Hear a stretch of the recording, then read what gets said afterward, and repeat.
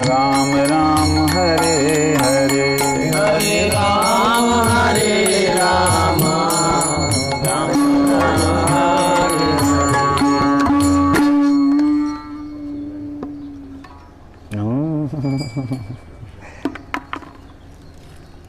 देखिए, आप लोग जहाँ बैठे हैं ये परम पवित्र धाम श्री हरिदेव जी के चरण स्थान हरिदेव जी का है स्थान। यहाँ पे दो रूप प्रकट हुए हैं, एक हरिदेव जी और एक श्रीनाथ जी। श्रीनाथ जी जो हैं गोविंद कुंड में प्रकट हुए और हरिदेव जी बिछुआ कुंड में प्रकट हुए। हरिदेव जी का जो आदि काल में जो स्थापना हुई थी जिस समय पे, वो यही मंदिर था। ये लगभग 5000 साल पहले कृष्ण के प्रपौत्र ने आपके श्रीचरण आपके साथ में हैं तो प्रभु, आपके श्रीचरण तो साथ में हैं। आया मेरा फोन में तो लाइव। हरि बोल हरि बोल हरि बोल। तो लगभग 5000 साल पहले कृष्ण के प्रपौत्र, क्या नाम था? वज्रनाभ जी। वज्रनाभ जी। उन वज्रनाभ जी ने 12 विग्रह इस हमारे 12 वनों में प्रकट किए। 12 शिवलिंग प्रकट किए, जिनमें से मुख्य और गौण रूप से अलग अलग हैं। तो ये स्वरूप जो है ये वज्रनाभ जी के द्वारा प्रकटित रूप है। श्री चैतन्य महाप्रभु जब आए थे तब भी ये मंदिर टूटा हुआ था।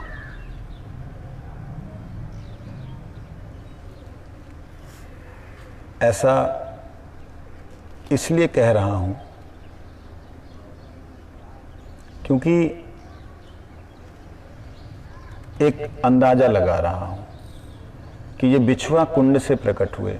मेरे इसमें कहीं कोई संदेह या कोई तर्क हो, मेरे को जरूर आप लोग बाद में बोल सकते हैं, लेकिन एक दिमाग में बात आ रही है। जब बिछुआ कुंड में थे, इसका मतलब ये है कि उस समय जब यवनों ने, कब, लगभग 1200 साल 1000 साल पहले, लगभग 1000 साल पहले जब यवनों ने चढ़ाई की थी भारत के ऊपर, उत्पात मचाने शुरू किए थे, तो बड़े बड़े मंदिर उन्होंने तोड़े थे। तब रूप सनातन गोस्वामी का मंदिर नहीं बना था, तब श्रीनाथ जी का मंदिर था, हरिदेव जी का मंदिर था, गोविंद जी का मंदिर था। लेकिन ये गोविंद जी का नहीं जो अभी है हमारे सामने, इसको भी दोबारा तोड़ा गया है। मदन मोहन गोपीनाथ जी के सबके मंदिर थे। गोविंद जी जो हैं वो भक्तों ने वहाँ पे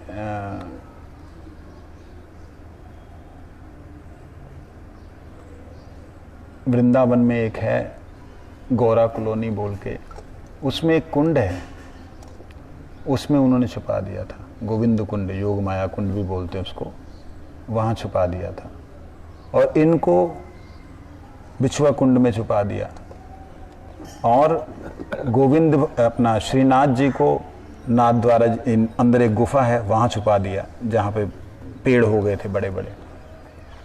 तो याद होगा आपको, माधवेंद्रपुरी पाद को भगवान ने कहा कि यवनों के द्वारा मैं जो है भक्तों को कष्ट ना हो, इसलिए मेरे को यहाँ पे उन्होंने छोड़ दिया था। उसके बाद माधवेंद्रपुरी के समय में वो प्रकट हुए। ऐसे ही जब माधवेंद्रपुरी के टाइम पे प्रकट हुए, तो ऐसे ही ये उसी समय निम्बार्क संप्रदाय से और बल्लभ कुल संप्रदाय से संयुक्त होकर के दोबारा से ये प्रकटित हुए। लेकिन वर्णन ऐसा आता है कि श्री चैतन्य महाप्रभु जब आए तो आकर के इसी स्थान पे महाप्रभु जी ने खूब नृत्य किया, एक रात रुके भी। यहाँ के जो ब्राह्मण थे, इन ब्राह्मणों ने बहुत सेवा की महाप्रभु जी की, भोजन दिया, बाबा तुम कहाँ, यहाँ के लोगों का ऐसा है। तो मेरे को याद आ रहा है कि गुरुजी के साथ हम लोग जब यहाँ आए थे तो गुरुजी ने ये बात बोली कि यहाँ के ब्राह्मणों ने सेवा किया, तो मैं ना बाहर निकल के आया, यहाँ घूमने लगा, राधे राधे कोई मधुकुरी दे दे। तब उस वक्त शायद कुछ 2-4 रोटियाँ मिली थी, तो वो मैं गुरुजी को जाकर दिया, महाराज जी यहाँ के लोगों ने दिया। गुरुजी कहते हाँ यहाँ का लोग सब सेवा करने वाले हैं। तो ये वो स्थान है जहाँ श्री चैतन्य महाप्रभु भावावेश में डूब करके नृत्य करने लगे। क्या भावावेश हुआ होगा महाप्रभु का, एक कल्पना की जाए, क्या भावावेश हुआ होगा कृष्ण का, कृष्ण के इस रूप को देख करके क्या भावावेश होगा। इसमें शंख चक्र गदा पद्म का भी चिन्ह है, मूल विग्रह है। ये बिछुआ कुंड में थे, वहाँ से निकले तो यहाँ पे आके विराजमान हुए। बिछुआ कुंड की महिमा कई जगह हमारे यहाँ पे वर्णित नहीं है, लेकिन वो बहुत महिमावान है, उसकी और भी बड़ी लीला है। विशेष रूप से ये जिस स्थान पे बैठे हैं, ये स्थान श्री चैतन्य महाप्रभु का पदांकपूत है। पदांकपूत का अर्थ होता है पद अंक, पूत मतलब पवित्र। भगवान चैतन्य महाप्रभु जी के चरण चिन्हों से पवित्र हुआ स्थान। उसके अलावा स्वयं भगवान श्री हरिदेव विराजमान हैं, और ये हरिदेव जो हैं इस क्षेत्र के मालिक हैं, और इस क्षेत्र के रक्षा करने वाले जो हैं वो कौन हैं? क्षेत्रपाल शिव कौन से हैं? कौन? कौन है रे? सभी एक ही बोल रहे हैं, कोई और दूसरा नहीं बोल रहे हैं। हाँ, क्षेत्रपाल शिव का नाम क्या है? क्या है? मैंने सोचा शायद कोई दिमाग लगा के गलत बोले। बिल्कुल सही। यहाँ के इस गोवर्धन क्षेत्र के मालिक कौन हैं? हरिदेव। और क्षेत्रपाल, उस क्षेत्र की रक्षा करने वाले कौन हैं? शक्रेश्वर महादेव। और देवी कौन सी हैं? मनसा देवी। आपने देखा मनसा देवी का दर्शन कितना सुंदर था, अंदर जाके देखा? ये प्राचीन जो श्री विग्रह हैं, इनकी महिमा अद्भुत है। अद्भुत क्यों मैं कह रहा हूं? उसका कारण क्योंकि जिन्होंने प्रतिष्ठा की थी उनका एक उसमें पूर्ण भाव, उनके द्वारा भगवान को आराधित, उनके द्वारा सेवित, उनके द्वारा अवतरित भगवान का जो स्वरूप है, जो चाहे जब चाहे वो उनसे संपर्क कर सकता है। ये ऐसा है। तो लेकिन जो चाहे जब चाहे संपर्क कर सकता है, इसमें सिर्फ कंसंट्रेशन की जरूरत है आपको, बाकी और कुछ नहीं। भगवान को और कुछ भी नहीं चाहिए, तुम्हारी बुद्धि विद्या विवेक कुछ भी नहीं चाहिए, सिर्फ तुम्हारा ध्यान चाहिए। मन मना। हाँ जी चाचा जी, क्या बोला मैंने? मन मना। ना इससे पहले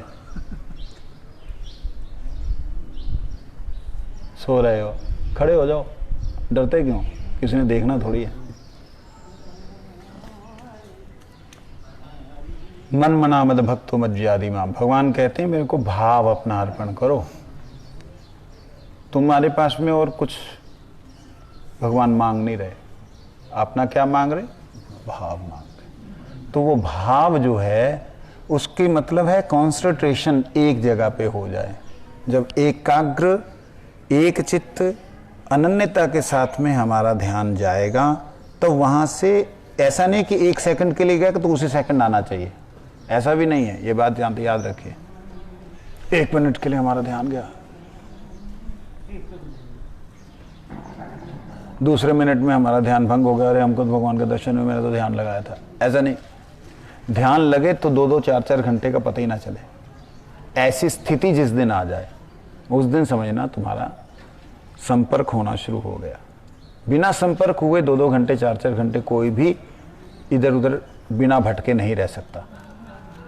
तो ये बात, तो ये स्थान अति पवित्र है। श्री चैतन्य महाप्रभु का स्मरण करते हुए हम लोग यहाँ बैठे हैं और गुरु जी के भाव में भावित होकर के आइए आज की कथा को श्रवण करें।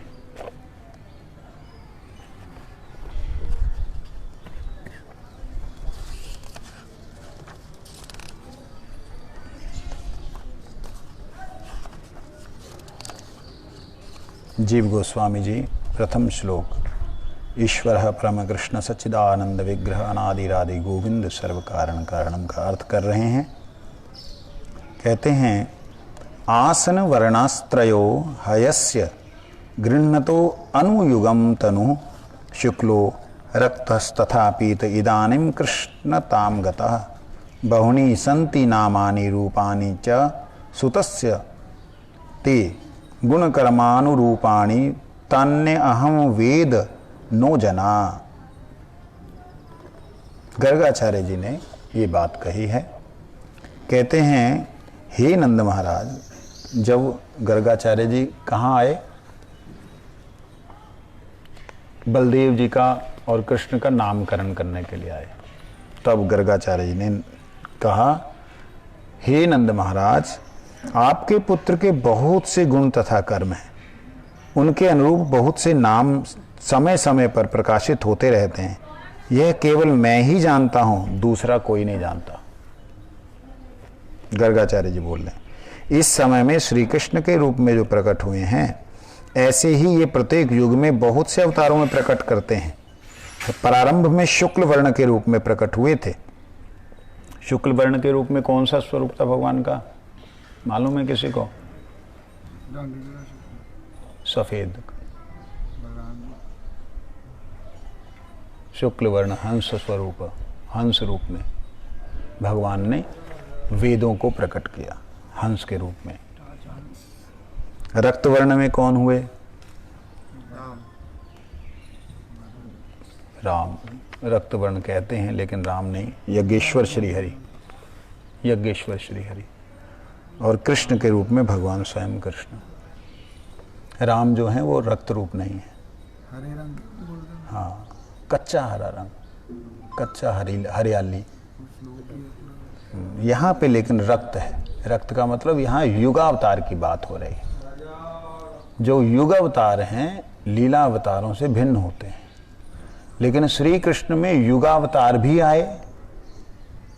गर्गाचार्य ने यही बात को सिद्ध किया है, श्री कृष्ण में युगावतार भी प्रवेश कर गए और स्वयं श्री कृष्ण भी आए हैं। किस पर्पस से? युगावतार होते हैं युग धर्म को स्थापन करने के लिए। जैसे हंस अवतार है, हंस अवतार में भगवान की सिर्फ वेदों को स्थापन, वेदों को प्रकट किया, स्थापन किया हंस अवतार में।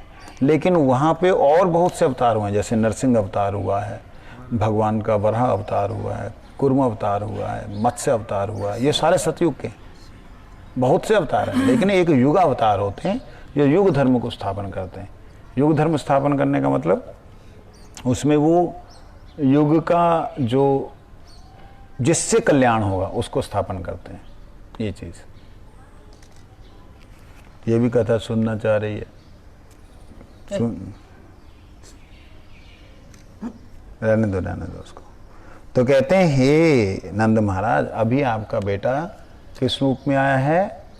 कृष्ण रूप में।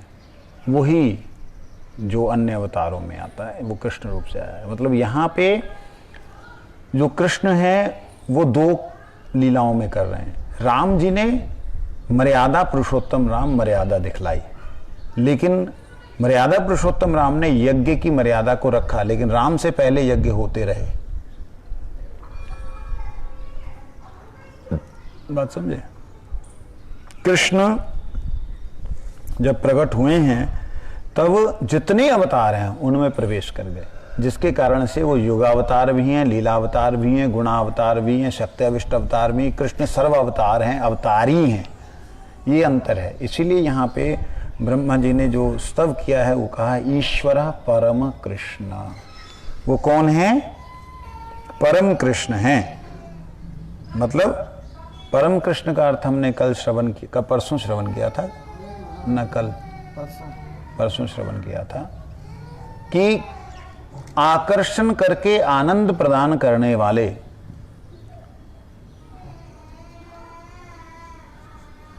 व्यक्ति को नहीं, आत्मा को। आत्मा को आकर्षण करके आनंद, मतलब व्यक्ति का मतलब मैं शरीर को ले रहा हूं। व्यक्ति तो वैसे आत्मा होती है, लेकिन मैं यहां शरीर बोल करके अलग कर रहा हूं। लेकिन यहां पे कह रहे हैं कि आत्मा को आकर्षण करके जो आनंद प्रदान करें, आत्मानंदी कृष्ण, वो उस दिन चर्चा चली थी, बड़ा अच्छा लगा मुझे। उसमें भगवान की जितने भी स्वरूप हैं, जितने भी स्वरूप हैं, जैसे कृष्ण विष्णु वाच्य हैं,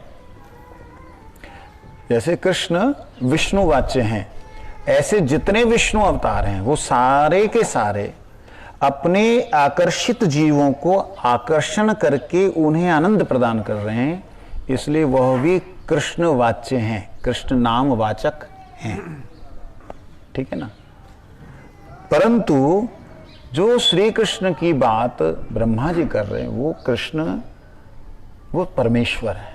मतलब जितने भी ईश्वर हैं उन ईश्वरों में कृष्ण परमेश्वर हैं।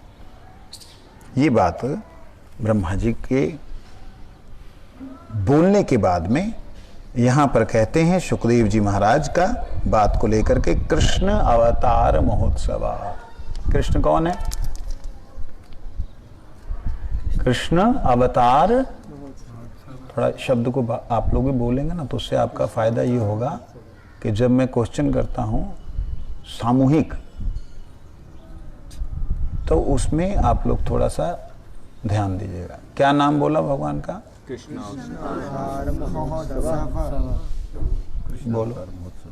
इसका अर्थ मैंने बतलाया था उस दिन, आपको याद है? नहीं, किसी को याद है? एक जने को छोड़ के। तो कृष्ण का अवतार तो सारे महोत्सव करते हैं, सारे याद है? बोलो। कृष्ण में सभी अवतार आपके समाहित हो जाते हैं और उसमें से महोत्सव होता है। बहुत सुंदर, अच्छी बात। मेरे को लगा गोलोक आपको ही मालूम है, लेकिन चलो अच्छी बात है, बहुत अच्छी। कृष्ण अवतार महोत्सव, जितने अवतार हैं उन सभी के लिए जब कृष्ण प्रकट हुए हैं तो उन सभी के लिए महोत्सव का एक टाइम मिला, महोत्सव करने का उनको मौका मिला। महोत्सव है क्या? अब प्रश्न ये होता, महोत्सव है क्या? महोत्सव है किसी का बालक बनना। किसके लिए महोत्सव है? भगवान के लिए। माता पिता तो आनंद है ही है, लेकिन भगवान के लिए किसी का बालक बनना, ये सबसे बड़ा महोत्सव। विष्णु स्वयं आदि पिता है, सबके पिताओं के पिता पितामह हैं, सब कुछ वही है। कहते हैं कि वो किसी के बालक बन सकते हैं, ऐसा उनके अंदर कभी आ ही नहीं सकता, आता ही नहीं। लेकिन कृष्ण उस भाव में पूरी तरह पगे हुए हैं, पूरी तरह मजे हुए हैं, पूरी तरह डूबे हुए हैं। मतलब कृष्ण वात्सल्य रस में इतना ज्यादा डूबे हुए हैं कि वात्सल्य मूर्ति उनकी जो कृष्ण की गोपाल स्वरूप है वो बड़ा कभी हुआ ही नहीं। बात समझे नहीं? जितने अवतार हुए उन अवतारों ने आकर के अवतार का लीला का कार्य किया और अपनी लीला में फिर दोबारा से वैकुंठ में चले गए। वो लीला वैसी की वैसी स्मरण मात्र में रह गई। लेकिन कृष्ण की कोई भी लीला ऐसी नहीं है, कोई भी रस ऐसा नहीं है जो रस खत्म हो गया हो। मां यशोदा कितने वर्ष की हो गई? कृष्ण 100 साल के हो गए, मां यशोदा लगभग 180 साल की, लगभग। ऐसी अवस्था में मां यशोदा जब कुरुक्षेत्र में मिलती है तो कृष्ण को अंदर जाने लगती तो द्वारपाल लोग देते हैं कि अरे कहाँ जा रहे हो तुम लोग, राजा महाराजाओं के प्रोग्राम में तुम लोग किधर जा रहे हो? कहते अरे मेरा लाल है। लाल? वहां तो देवकी बैठी हुई है। अरे नहीं, वो मेरा है, वो मेरा है। आपके पास निमंत्रण है? कोई निमंत्रण कार्ड को कुछ है? कहते निमंत्रण। नंद महाराज की तरफ देखा, उधर देखा। नंद महाराज ने बोला मैंने तुम्हें बोला था यशोदे, बिना निमंत्रण के नहीं जाना चाहिए। अरे मेरा लाल है वो, क्यों नहीं जाना चाहिए? और उसको बोलो मैं आई हूं। इतने में पीछे से योग माया पूर्णमासी आकर के कंधे पे हाथ रख के कहती यशोदे उसको बुला, ये तो माखन लेके आई है ना। मैया के हाथ में देखती, मैया हमारे हाथ में माखन तो है। अब वो उसको बुला। मैया को ऐसे लगता है कृष्ण जो है गैया चराने के लिए निकल रहा है और माखन नहीं खाया। अरे गोपाल, ओ गोपाल, जोर से चिल्लाती है कि भी माखन ले ले बेटा, माखन खा के जा। कृष्ण वहां रह नहीं पाए, कृष्ण वहां से दौड़े हैं। देखिए आज भगवान की भगवत्ता कैसी है कृष्ण वहां से दौड़ते हैं, दौड़ते हुए कृष्ण का आवेश जो है, जितना वेश है, जब मुकुट वुकुट इधर उधर गिर गया, कृष्ण के सारे जो बाजूबंद हैं सब खुल गए। जो मैया का जो भाव में मैया कृष्ण को देखती थी, उसी भाव में कृष्ण बड़े से 100 साल से एकदम बालक होते हुए आ रहे हैं। मां के पास आते हुए कृष्ण का जो स्वरूप है कैसा हो गया, एकदम जो है छोटा होता हुआ आ रहा है। और जैसे जैसे छोटे होते आ रहे हैं वैसे वैसे उनके वस्त्र भी कम होते आ रहे हैं। और मैया तक आते आते कृष्ण का जो निज स्वरूप है, जो बाहर ऐश्वर्यमय रूप है, जो विष्णु स्वरूप है, वो खत्म हो गया। और मैया के स्तनों से झरझर करके दूध बहने लगा। और मैया ने आंचल में कृष्ण को लिया, 180 बड़ी वर्ष की मैया ने, और 100 साल के कृष्ण को दूध पान कराया। ये व्यक्ति कोई समझ सकेगा इस संसार का? कोई समझ सकेगा? कृष्ण है महोत्सव, मतलब प्रत्येक उत्सव मतलब रस होता है, रस का मतलब उत्सव होता है।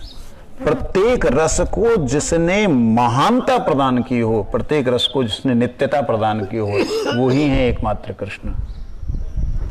तो इसलिए जितने अवतार हैं, सारे के सारे अवतार अगर वात्सल्य रस को भी लेना होता है, वो क्या करते हैं? कृष्ण में प्रवेश करते हैं। आवाज आ रही है। कृष्ण में प्रवेश करते हैं और कृष्ण में प्रवेश करके वो उस रस का उत्सव करते हैं। ये है कृष्ण रस महोत्सव। मतलब प्रत्येक रस, सखाओं का सखा, गोपियों का किशोर। वैसे कृष्ण तो कभी बूढ़े हुए ही नहीं, उनके बेटे बूढ़े हो गए, उनकी दाढ़ियां दूढ़ियां पक गई, कृष्ण वैसे के वैसे ही। उनके पोते जो हैं वो भी जवानी से थोड़ा सा जैसे हमारी जैसी ढली हुई उम्र है ना, ऐसी हैं, अधेड़ में पहुंचने वाले हैं, ऐसी अवस्था हुई। लेकिन कृष्ण और बलराम ये दोनों के दोनों नवयौवन है, मतलब नव किशोर, इनमें कोई बदलाव नहीं आया। तो इसीलिए कृष्ण को भगवान कहा जाता है। इसीलिए सभी अवतारों का भगवान महोत्सव हैं। मतलब प्रत्येक रस जिसमें महत् स्वरूप से विराजमान है, अथवा यूं कहें जो प्रत्येक रस की मूर्ति है, जो प्रत्येक रस की, इसका अर्थ बोलो। प्रत्येक रस उन्हीं में समाहित हैं, उन्हीं से निकलते हैं। मूर्ति, मूर्ति यानी कि रसों की घनीभूत अवस्था। घनी प्रत्येक रस की, प्रत्येक रस में मतलब इन पांचों को अलग कर दीजिए। शांत रस की मूर्ति के लिए कृष्ण वत्स रूप से, जो बछड़े के रूप में उनके पास में गए, तो ये उन बछड़ों के लिए पेड़ पौधों के पास कृष्ण जो है तमाल वृक्ष बन करके खड़े हैं। राधा रानी उनको आलिंगन कर रही है कि कृष्ण हैं, लेकिन बाद में देखती है तो तमाल है। मतलब शांत रस के प्रत्येक भक्त से लेकर के मधुर रस के प्रत्येक भक्त के साथ में भगवान जो हैं नित्य नित्य नित्य मूर्तिमंत हैं। शांत रस, यमुना महारानी के पास में ठाकुर जी जो हैं वो कमल पुष्प लेने के लिए रोज यमुना जी अपने इधर उधर के सरोवरों को हिलाते हुए उनके कमलों को लेकर के रोज आती हैं। रोज उन कमलों को लेने के लिए ठाकुर जी खड़े रहते हैं, यमुना बिहारी। तो कहने का अभिप्राय ये है, बात को समझना, ऐसा कोई भी रस नहीं है जो कृष्ण मूर्तिमंत रूप से, अर्थात उस रस की मूर्ति बन करके वहां विराजमान ना। इसलिए महोत्सव शब्द है।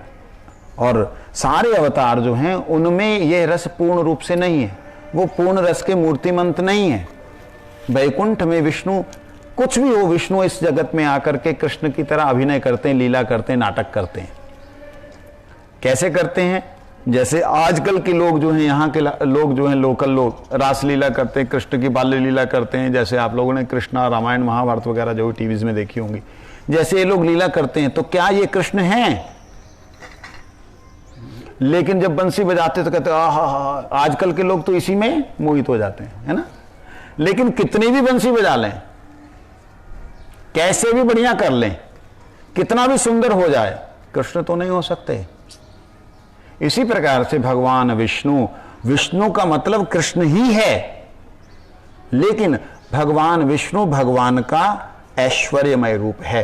वो ऐश्वर्यमय रूप होने के नाते उस ऐश्वर्यता में स्वयं विष्णु भगवान को भी थोड़ा सा क्या बोलते हैं उसको, उब जाना, ग्लानी सी लगती है। क्या मैं, मेरे पास में तो कोई आता नहीं, मेरे कंधे पे कोई चढ़ता नहीं, मेरे तो कंधे पे चढ़े तो तुम विष्णु नहीं रहोगे। तो वो भी उनको चाहिए कि मैं ऐसा भी रहूं और ऐसा भी रहूं। तो ये ऐसा ऐसा दोनों रहने में परेशानी हो जाती है। एक एक्टर जैसा होता है, एक्टर क्या करता है, एक्टिंग के टाइम पे तो नौकर बन के रो रहा है, लेकिन बाद में वो जाकर के फिर वही उसका वो ड्रेसिंग रूम वो 10-15 जने सजा रहे हैं, कर रहे हैं। ऐसे भगवान विष्णु कृष्ण के अवतार में जब आते हैं तो वो सजते हैं, सजाते, लेकिन स्वयं जब श्री कृष्ण आते हैं, गर्गाचार्य जी महाराज कह रहे हैं, जब स्वयं श्री कृष्ण आते, सारे के सारे अवतार, राम कृष्ण नरसिंह बराह कुर्म इत्यादि जितने अवतार हैं, सारे अवतार श्री कृष्ण में प्रकट आ जाते हैं। ये बड़ा अद्भुत चरित्र है। गर्ग संगीता पढ़ेंगे बुद्धि खुल जाएगी। लोग विष्णु का अवतार कृष्ण को समझते हैं। गर्गाचार्य जी कहते हैं, शब्द उनका ध्यान दीजिए, तान तान अहम तान्य अहम वेद नो जना, कोई और नहीं जानता जिसको मैं जानता हूं। ये बात कौन बोल रहे हैं? गर्गाचार्य जी। गोपाल प्रभु गर्गाचार्य कह रहे हैं आगे, कृष्णाय वासुदेवाय देवकी, यहां देवकी नंदनाय कहा क्यों? देवकी नंदनाय कहने का मतलब यशोदा नंदनाय नहीं है क्या? यशोदा जी का एक नाम देवकी है, ये बात, यशोदा जी का एक नाम देवकी है।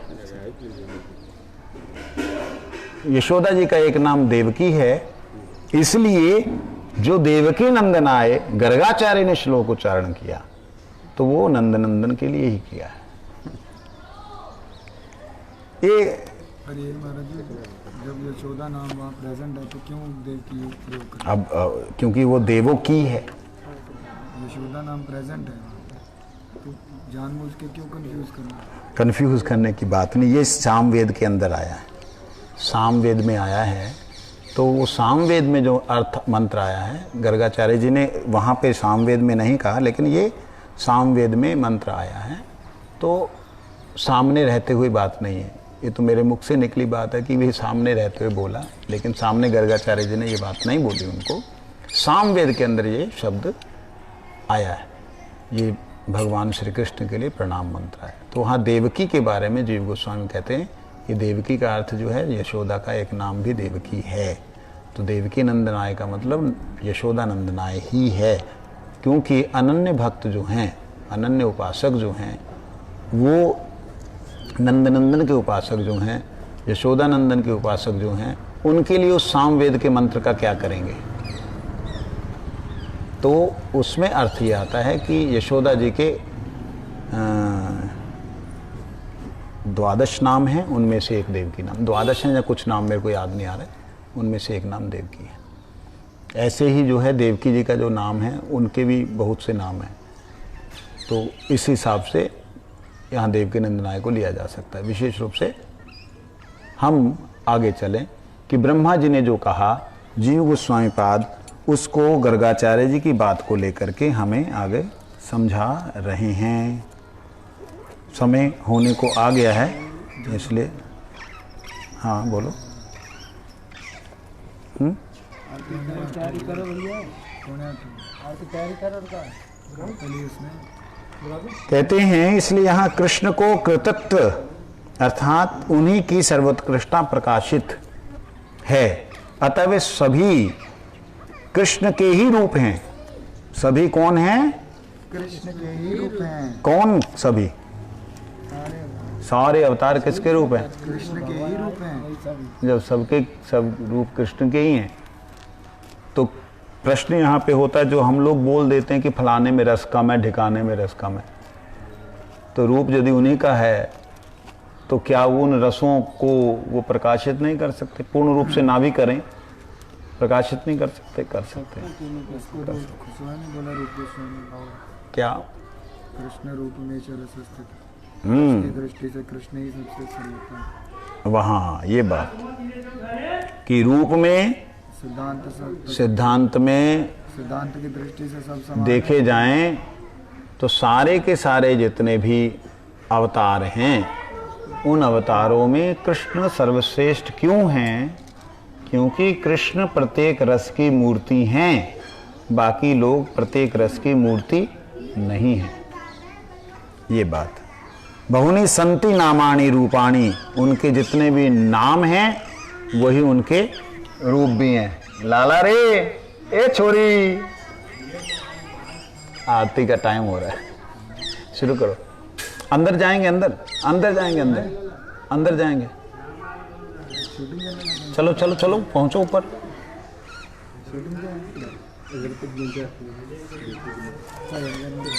रखिए इसको, रखिए। जिंगल बेल संभालो। पकड़ो, खोल लो इसको।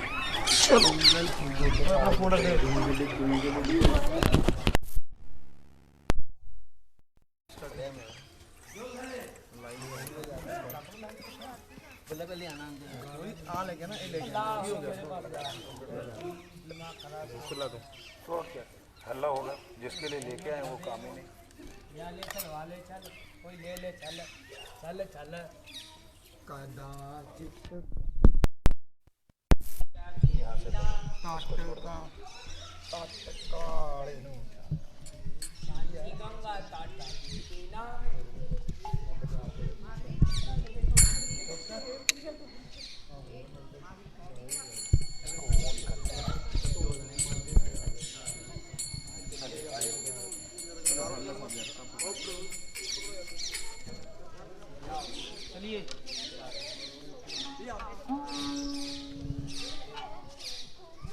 दादू को पकड़ना होगा यहाँ। ताना नहीं मिलना पाता। हरे कृष्णा।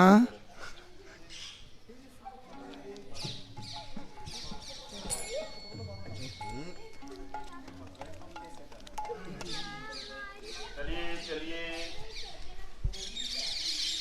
कदाचित कालिंदी तट विपिन संगीत तरलो उदाभीरी नारी वदन कमलाय स्वाद मधुप रमा शंभो ब्रह्ममर पति गणेशार्चित पदो। बोलो जगन्नाथ स्वामी नयन, जगन्नाथ स्वामी नयन पथगामी भवतु मे। जगन्नाथ स्वामी नयन भुजे सवेनु शिरसि दिखे दीक्षां कटितटे कटाक्षं च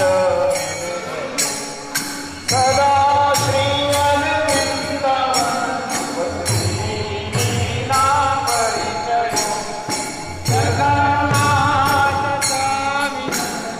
पथगामी भवतु मे। जगन्नाथ स्वामी, जगन्नाथ स्वामी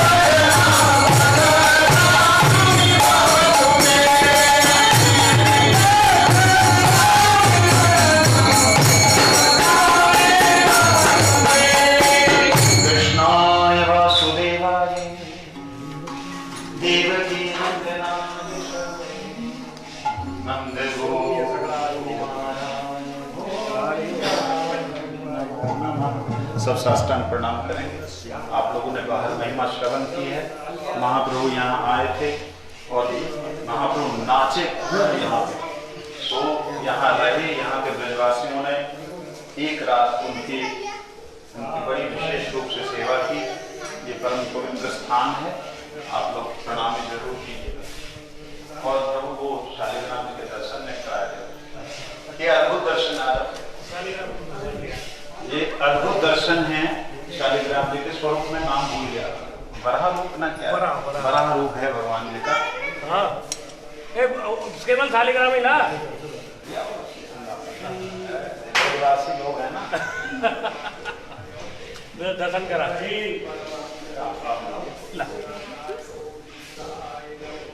भगवान खड़े हो जाओ।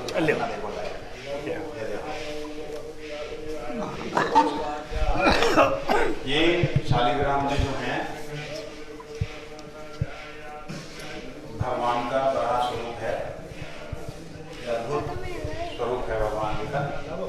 आप लोग दर्शन कीजिए और भगवान जी की सेवा में ब्राह्मण लोग सब साधु सेवा करने वाले लोग हैं, अच्छे ढंग से वो सेवा कर पाएंगे। इसके अगल बगल में जितने संत लोग रहते हैं सब यहाँ से भिक्षा करके जाते हैं।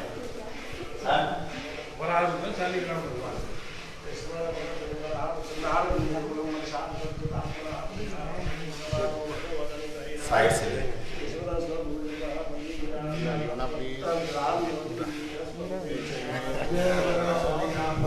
शालिग्राम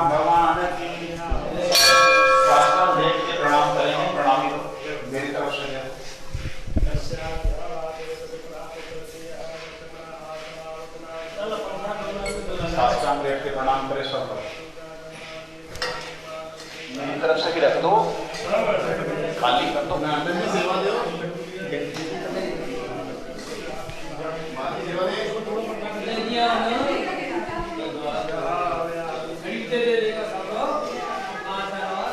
अरे वहाँ में तो ले ले, वहाँ में तो दूसरों ना है। अरे कितना भोग लगा के धरेगा है तू?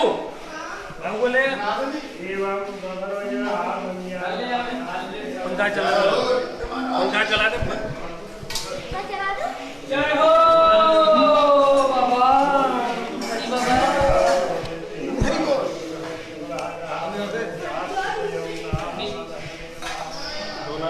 हरे कृष्ण कृष्ण कृष्ण हरे राम हरे राम हरे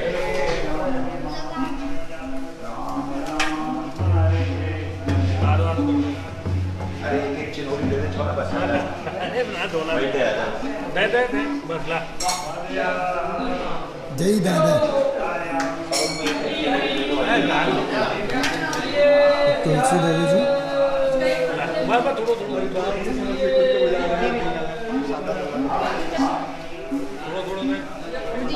थोड़ा